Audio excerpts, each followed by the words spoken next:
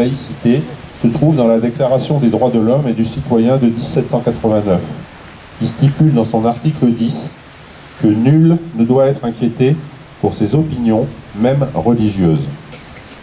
Le 9 décembre 1905, la France a choisi de consacrer un modèle unique, la séparation des églises et de l'État.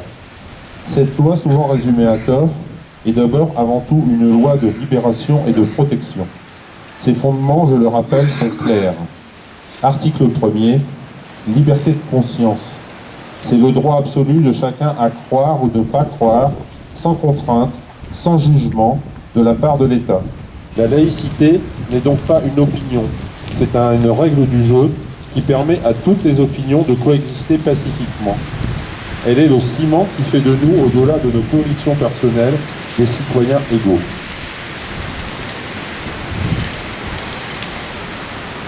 Nous avons choisi de planter un ginkgo biloba pour incarner cet idéal. Le ginkgo est un arbre fascinant.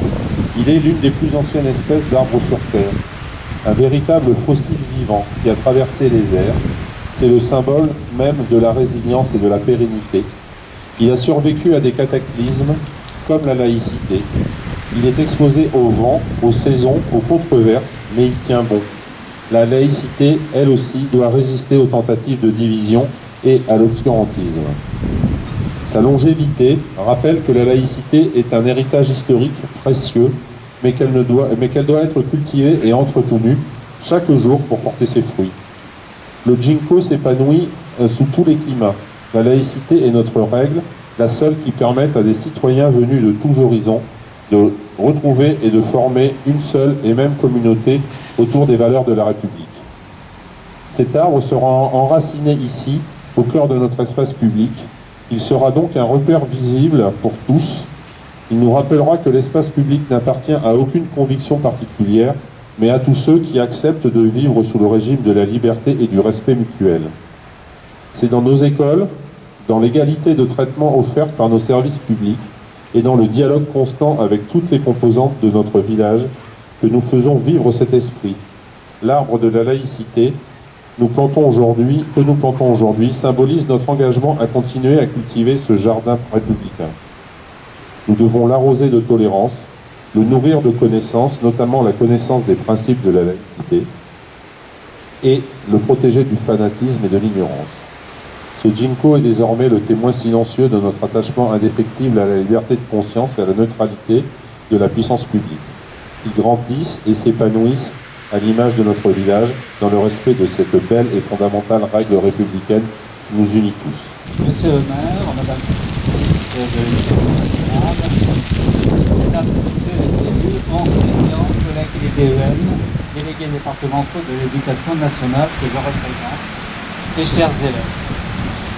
C'est donc un honneur en tant que président des DDEN de la circonscription de Saint-Jean-d'Angély et des DDEN affectés à cette école de Beauvais, de participer à cette plantation d'un arbre de la laïcité. Nous célébrons à cette occasion le 120e anniversaire de la loi du 9 décembre 1905 sur la séparation des églises et de l'État. Et en tant que DDEN, nous tenons à réaffirmer notre attachement à promouvoir l'école de la République et la laïcité.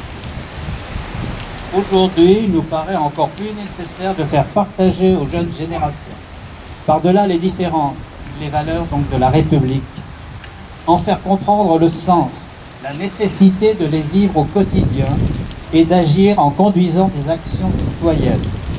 L'école est et restera le principal vecteur de formation des futurs citoyens.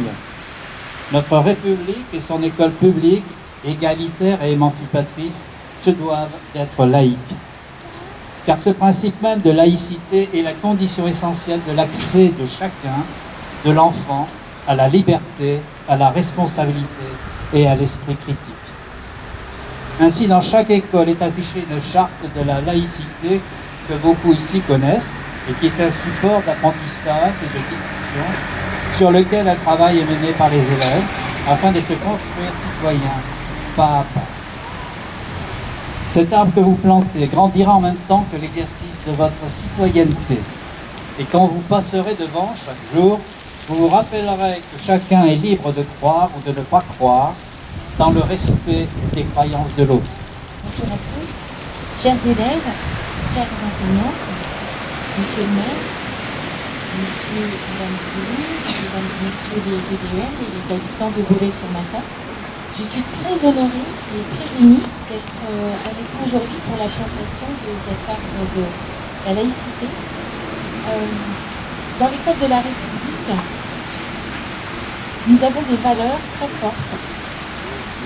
L'égalité des chances, le refus des discriminations, l'émancipation par le savoir, la tolérance, avec la laïcité comme principe qui fait le lien et qui englobe toutes ces valeurs.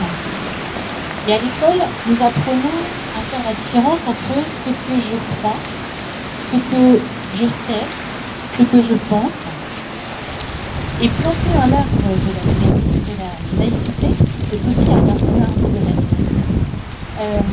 C'est montrer notre attachement à ce grand principe. C'est une promesse, c'est un avenir, c'est un espoir. Et c'est l'affirmation de ce principe qui est très cher à notre cœur à tous.